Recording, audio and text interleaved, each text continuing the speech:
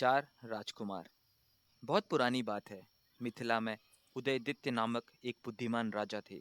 वे अपनी प्रजा को बहुत प्रिय थे। उनकी प्रजा उन्हें उनकी दयालुता, समानता तथा न्यायप्रियता के लिए बहुत पसंद करती थी। राजा की रूप मंजरी नामक एक पुत्री थी, जो बहुत ही बुद्धिमान तथा सुंदर थी।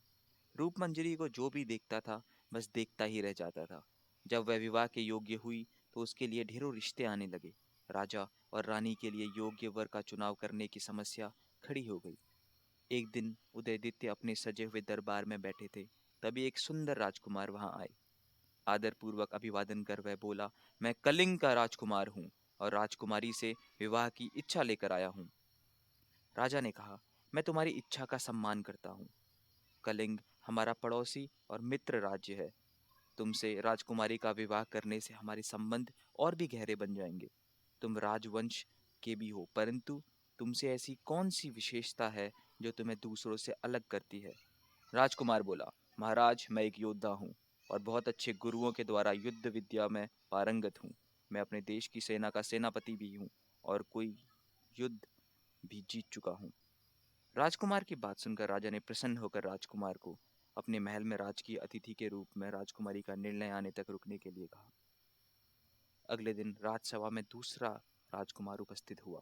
राजकुमारी के साथ विवाह करने की इच्छा से बोला, महाराज, मैं जनकपुर का राजकुमार हूँ।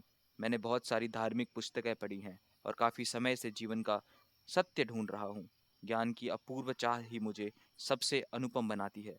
राजा राजकुमार से बहुत प्रभावित हुआ और उससे अपने महल के अतिथि गृह में कुछ दिन ठहरने के लिए कहा।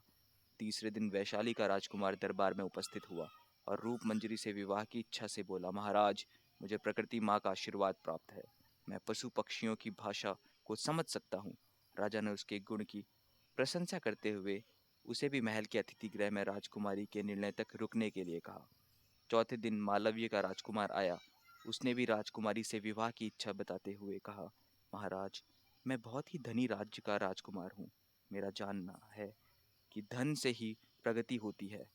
मैं एक व्यापारी हूँ और धन से धन कमा सकता हूँ। चारों राजकुमारों का विवरण सुनकर राजा और रानी अनिर्णय और स्थिति में पहुंच गए। उन्हें कुछ समझ नहीं आ रहा था कि वो किसे अपनी पुत्री के योग्य वर चुने। उन्होंने अंत में निर्णय राजकुमारी पर ही छोड़ दिया। इतना कहकर बेताल रुक गया और राजा से पूछा, राजन, आप ही बताइए, राजकुमारी को किसे चुनना चाहिए? उसकी बुद्धिमानी और सुंदरता के हिसाब से कौन सबसे अधिक योग्य है? इससे पहले कि विक्रमादित्य इसका उत्तर दे, मैं चाहता हूँ सभी लिसनर से कि आप इसका आंसर कमेंट बॉक्स में ज़रूर दें। आपके हिसाब से रानी की शादी किससे होनी चाहिए? अब कहानी को जारी रखते हैं। विक्रमादित्य ने तुरंत उत्तर दिया, यदि राजकुमारी सच में बुद्धिमान है तो वह कलिंग के राजकुमार को चुनेगी। जनकपुर का राजकुमार विद्वान तो है, पर अच्छा शासक नहीं बन सकता। वैशाली के राजकुमार पर प्रकृति माँ की कृपा है, वह पशु पक्षी की भाषा समझ सकता है, पर युद्ध की स्थिति में उसका यह गुण किस काम का? माल्यव का राजकुमार एक अच्छा व्यापारी तो है, पर राजा बनने लायक नहीं। यदि राजकुमारी समझदार है तो वह अपने लोगों के भले को देखते हुए कलिंग के राजकुमार को ही चुनेगी। तुम सही हो राजन। ऐसा कहकर हंसता हुआ बेताल उड़कर वापस पीपल के पेड़ पर चढ़ गया। उम्मीद करता हूँ आपको ये वीडियो पसंद आई होगी। चैनल को लाइक और सब्सक्राइब ज़रूर करें। मिलते हैं अगली वीडियो में।